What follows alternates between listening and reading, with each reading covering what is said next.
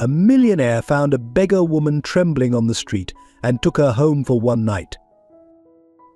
The winter wind howled through the empty streets of Manhattan's financial district as Alice Johnson clutched a worn photograph to her chest, her thin coat offering little protection against the bitter cold. Through blurred vision, she stared at the imposing Thompson mansion, its warm lights a stark contrast to the darkness surrounding her.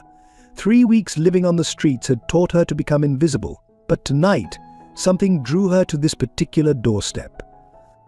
Perhaps it was fate, or perhaps it was her daughter Ella's voice, guiding her from beyond. The photo trembled in her frost-bitten hands, the last image of her little girl, forever 8 years old, forever smiling. Before we dive into this touching story of love and sacrifice, take a moment to let us know where you're watching from in the comments below. Don't forget to hit that like button, your support means the world to us. 6 months earlier, Alice Johnson's classroom at St. Mary's Elementary School had echoed with children's laughter and piano music. Her students adored her, parents respected her, and her reputation as the school's most beloved music teacher stretched back 12 years. The walls were adorned with thank you cards, music awards, and in the center, a photo of her daughter Ella performing at last year's Christmas recital. "Miss Johnson, will you play Claire de Lune again?" little Sophie Watson would ask daily, her eyes shining with the same enthusiasm Ella once had. Alice always obliged, her fingers dancing across the keys while 20 young faces watched in wonder. Music had been their escape, their language of hope, especially after Ella's diagnosis. But that was before everything crumbled. The signs had started subtly: Ella's increasing fatigue, the unexplained bruises, her declining appetite. At first, doctors dismissed it as childhood anemia. "Children get tired, Mrs. Johnson. It's probably just the winter blues." But a mother's instinct knew better. Alice watched her vibrant 8-year-old daughter fade like a flower in winter, her once rosy cheeks growing paler by the day. The diagnosis, when it finally came, shattered their world. The treatment costs were astronomical, far beyond a teacher's salary. Alice sold everything: her beloved piano first, then their small house, eventually even her grandmother's wedding ring. Her savings vanished into a black hole of hospital bills and specialized medications. Through it all, Ella remained their ray of sunshine. "Mummy, when I get better, can we buy a bigger piano?" she'd ask, sketching dreams in her little notebook. "We can play duets again, and I'll practice really hard." Her optimism never wavered, even as the disease ravaged her small body. But the school had been supportive initially. Parents organized fundraisers, colleagues donated sick days. But as months passed and medical bills mounted, Alice started missing more classes. Her replacement, initially temporary, became permanent. The severance letter arrived on a Tuesday, the same day Ella had one of her worst episodes. What no one knew, what Alice herself wouldn't discover until it was too late, was that Ella had been quietly selling her toys and books to help another patient. Sophie Watson, now in the same hospital wing, had become her closest friend. The two girls would whisper secrets and share dreams, their hospital beds pushed close together during chemotherapy sessions. "Look, Mummy," Ella had said one day, showing Alice a crude drawing of two girls holding hands under a rainbow. "That's me and Sophie. We're going to get better together." The hope in her voice made Alice's heart ache. But life had other plans. In her final days, Ella made Alice promise something: "Take care of Sophie, Mummy. She's littler than me." Alice didn't understand the weight of those words until she found Ella's diary after her passing. Her daughter, her precious 8-year-old angel, had been secretly diverting her medication money to help fund Sophie's treatment. The entry that broke Alice's heart read, "Dear Diary, I know Mummy will be sad, but Sophie is only 6. She has more birthdays to celebrate. Maybe if I'm really good, God will let me watch her grow up from heaven. P.S. Please don't let Mummy cry too much." The discovery came too late. Ella slipped away on a snowy December morning, her little hand cold in Alice's grip, While down the hall, Sophie showed her first signs of improvement. The irony was unbearable. Alice's world collapsed entirely. Without Ella, without a job, without hope, she found herself spiraling into an abyss of despair. The community that had once embraced her now averted their eyes on the street. Former colleagues crossed to the other side when they saw her coming. The shame of being the teacher who couldn't save her own daughter, who lost everything, became a weight too heavy to bear. And so, on this bitter winter night, Alice Johnson, once respected teacher, devoted mother, pillar of the community, stood trembling before the Thompson mansion, clutching her daughter's photo and last diary. The wind whipped through her inadequate coat, but she barely felt it. Physical cold was nothing compared to the ice that had settled in her heart since Ella's passing. Little did she know that behind those mansion walls, another little girl was starting to show the same symptoms that had started Ella's journey. Fate, it seemed, had one more cruel twist in store, or perhaps one last chance at redemption. Behind the Thompson mansion's imposing facade, David Thompson stood at his study window, watching the first snowflakes of the evening dance in the golden light of the street lamps. His Italian suit couldn't mask the weariness that had settled into his shoulders since his father's passing 3 weeks ago. The room still held his father's presence, the leather armchair where he'd spent countless evenings, the half-empty bottle of scotch he'd never finish, and most hauntingly, the family photographs that lined the mahogany shelves. But one photo was conspicuously absent, removed the day after the funeral, the one of his mother on her wedding day, standing beside the man who would later break her heart. Daddy Lily's voice pulled him from his thoughts. His 10-year-old daughter stood in the doorway, looking smaller than usual in her oversized sweater. "Can you help me with my piano practice? I want to play at the winter recital." David's heart clenched. Lily had inherited her grandmother's musical talent, but lately her fingers had been too weak to manage more than a few minutes at the piano. The dark circles under her eyes had grown more pronounced, and her once bouncy steps had become deliberate, careful. "Of course, Princess," he smiled, pushing aside the stack of condolence letters he'd been avoiding. The piano's keys gleamed in the lamplight as Lily settled onto the bench, her feet barely reaching the pedals. David noticed how she had to steady herself before beginning the simple melody. The household staff moved quietly around them, their concern for Lily evident in their careful attention.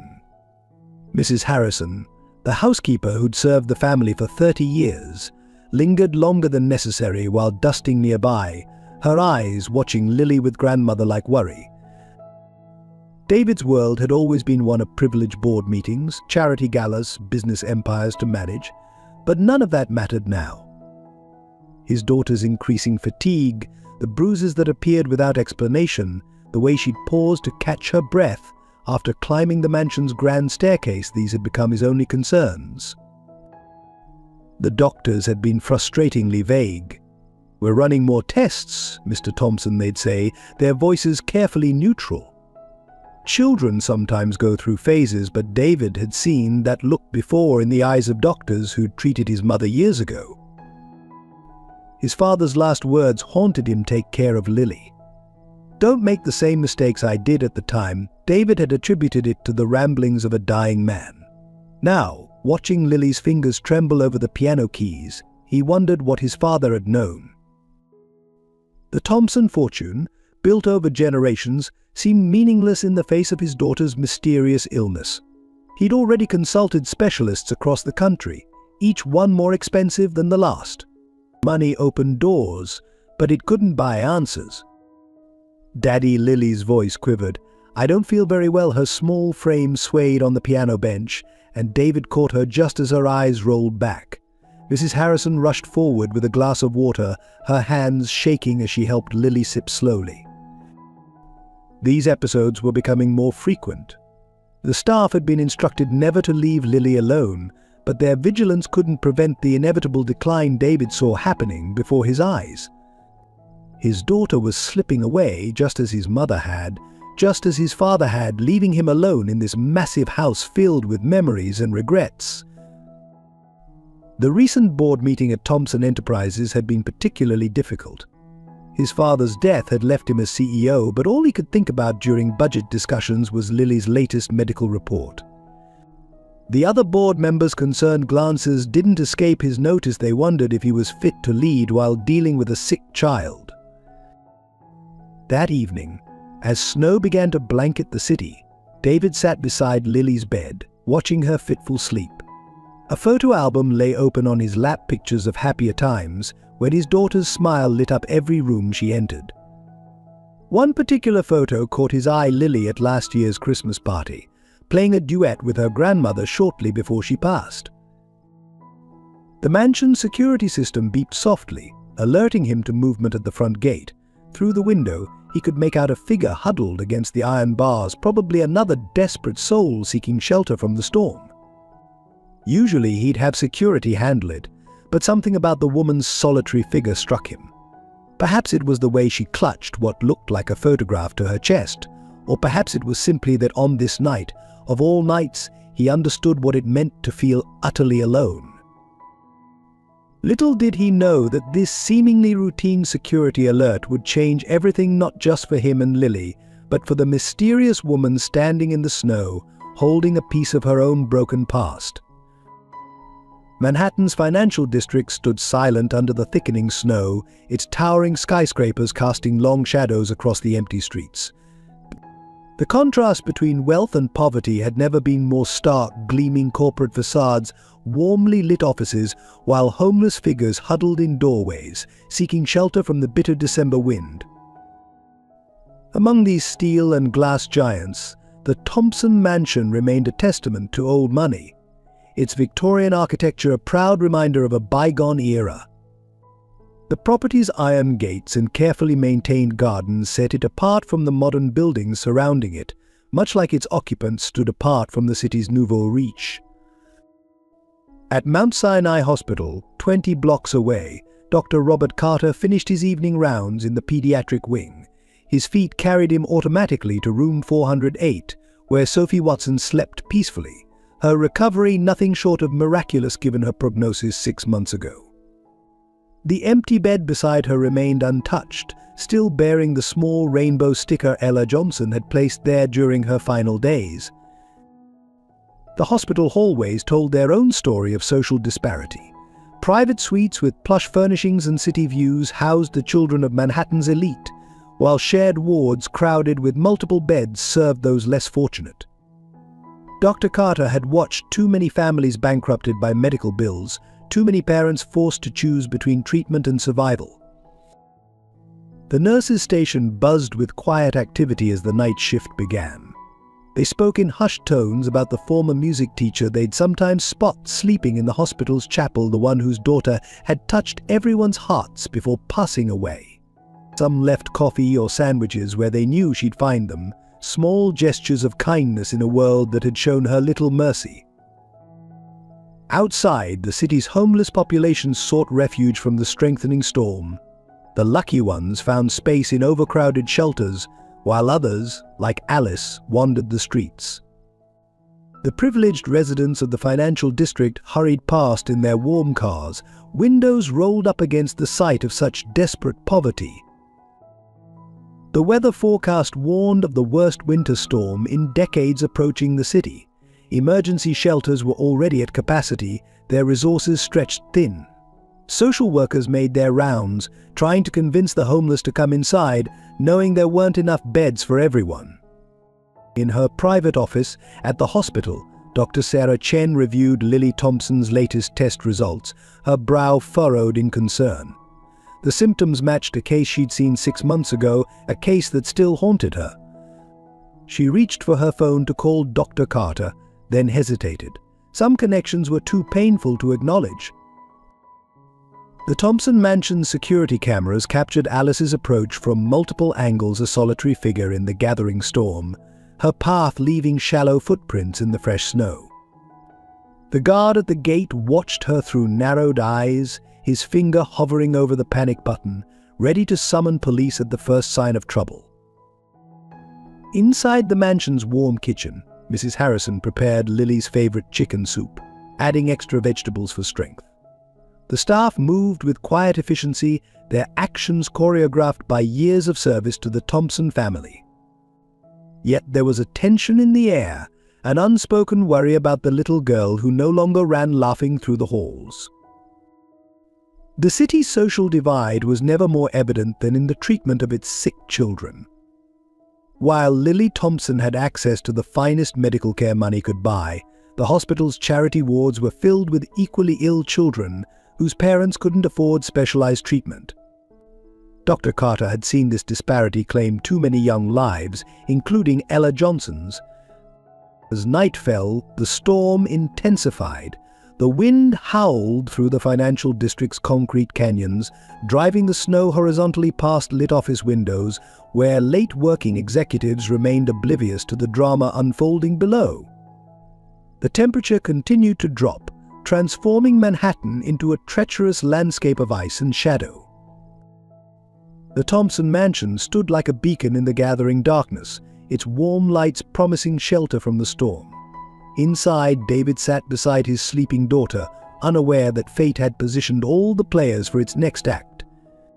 Outside, Alice Johnson stared up at the iron gates, her daughter's last diary entry burning in her pocket like a flame against the cold. The stage was set for a collision of worlds, privilege and poverty, loss and hope, past and present, all orchestrated by the hands of destiny and the legacy of two little girls who had never met. As the storm raged on, Manhattan's financial district held its breath, waiting for the moment when everything would change. The security guard's radio crackled to life. "Mr. Thompson, there's a woman at the gate. She seems unwell." David's eyes moved from his daughter's sleeping form to the security monitor. Through the static snow, he could make out a figure swaying dangerously on her feet. "She's holding something," the guard continued. "Looks like a photograph." "Sir!" "She's about to collapse." As if on cue, Alice's knees buckled. The photograph, Ella's last school picture, slipped from her frozen fingers into the snow. The sight of her daughter's image disappearing into the white darkness sparked a final surge of desperate energy. She lunged forward, reaching for the photo, but her weakened body betrayed her. David watched the scene unfold on the monitor, something about the woman's desperation striking a chord. "I'll handle this," he said into the intercom, grabbing his coat. The same protective instinct that governed his care for Lily pushed him forward into the storm. The bitter wind cut through his expensive wool coat as he approached the gates. Alice was on her knees now, frantically brushing snow aside, searching for the lost photograph. Her hands, red and raw from the cold, scraped against the frozen ground. "Ma'am," David's voice carried barely above the wind. "You need to leave. This is private property." Alice didn't seem to hear him. "Ella," she whispered, her voice hoarse. "Please, not her picture. It's all I have left." Her words trailed off as another wave of dizziness hit her. Something in her voice, the raw pain of a parent, made David pause. He knelt beside her, his Italian leather shoes sinking into the snow. The photograph had landed face up near his feet. Through the swirling snow, he could make out the image of a young girl at a piano, her smile hauntingly familiar. "Your daughter?" he asked, carefully retrieving the photo. Alice nodded, tears freezing on her cheeks. She was 8. The same age as her eyes suddenly widened, focusing on something behind David. There, framed in an upstairs window of the mansion, stood Lily in her nightgown, watching the scene below. "Your daughter," Alice whispered, her professional instincts cutting through her exhaustion. The way she's standing, favoring her left side. The pallor of her skin, even from here. How long has she been showing symptoms? David stiffened, his hand tightening on the photograph. "What did you say?" But Alice was already losing consciousness, the combination of cold, hunger, and exhaustion finally overwhelming her. The last thing she saw before darkness claimed her was Lily's small face pressed against the window, wearing the same expression of fatigue she'd seen on Ella's face 6 months ago. Inside the mansion, Lily watched her father carry the unconscious woman through the gates. Mrs. Harrison, she heard him call. Prepare the guest room, and call Dr. Carter. The housekeeper moved quickly, her experienced hands turning down sheets and adjusting thermostats, but when she saw Alice's face in the lamplight, she stopped short. Mr. Thompson, she gasped. This woman. She looks just like. Like who? David demanded, laying Alice gently on the guest bed. Mrs. Harrison's hands trembled as she reached for a blanket. Like your father's portrait in the study. The same eyes, the same profile. Before David could respond, Lily appeared in the doorway, swaying slightly. Daddy, is she an angel? I saw her in my dream last night. She was playing the piano with another little girl. David turned to his daughter, alarmed by her pallor. Lily, you should be in bed. You're not strong enough to. His words were cut short as Lily's legs gave way. He caught her just before she hit the ground, her small body burning with fever. As he cradled his daughter, his eyes met Alice's unconscious form. The woman's last words echoed in his mind. How long has she been showing symptoms? Outside, the storm raged on, but inside the Thompson mansion, a different kind of turbulence was brewing.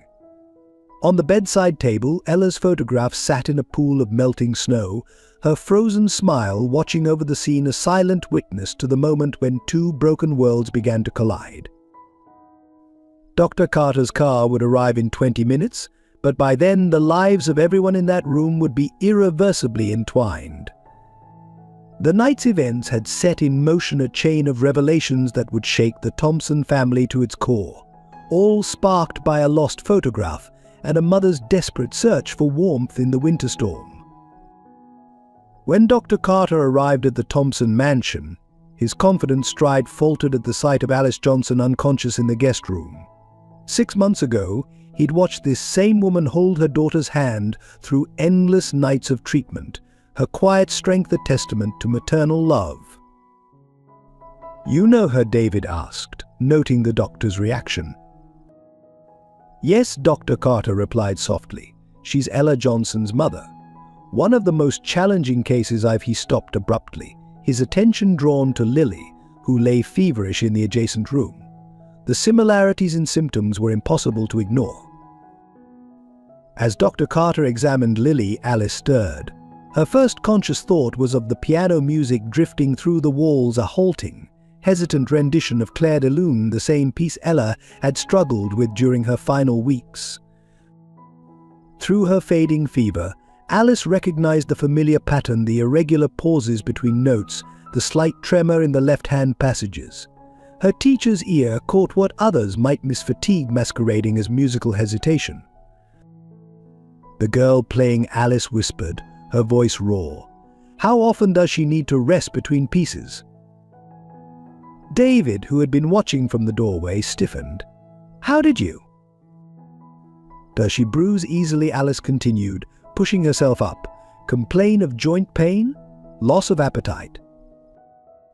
Dr. Carter exchanged a knowing look with David. These were the exact symptoms they'd been monitoring in Lily for weeks. She's been playing shorter and shorter sessions, David admitted, his composure cracking. The piano was her grandmother's. She's determined to master it, but lately. Alice closed her eyes, memories washing over her. Ella was the same way. She'd pushed through the fatigue, insisting she just needed more practice. I didn't understand the signs until it was too late. The piano music stopped abruptly, followed by a soft thud. David rushed to the music room, finding Lily slumped over the keys, her sheet music scattered on the floor. As he carried his daughter back to bed, Alice noticed the familiar way Lily's head lolled against her father's shoulder, exactly how Ella had looked during her weakest moments. Mr. Thompson, Alice said, her teacher's authority returning despite her circumstances. Your daughter needs immediate medical attention. The symptoms, they're progressing faster than you realize. Dr. Carter nodded grimly. She's right, David. The similarities to Ella's case are striking. We need to act quickly. David looked between them, his world tilting on its axis. You mean she has the same? The same condition that took my daughter Alice finished, her voice breaking. She reached for her worn bag, pulling out a small notebook, Ella's diary. Everything's documented here. Every symptom, every treatment we tried, every. She faltered, tears threatening. Lily stirred in her father's arms, her eyes flickering open. "The lady from my dream," she murmured, reaching toward Alice. "You were playing piano with the girl in the photograph." Alice's hands trembled as she touched Lily's forehead, the same fever she'd felt so many times before. "Her name was Ella," she said softly, "and she loved Claire de Lune too."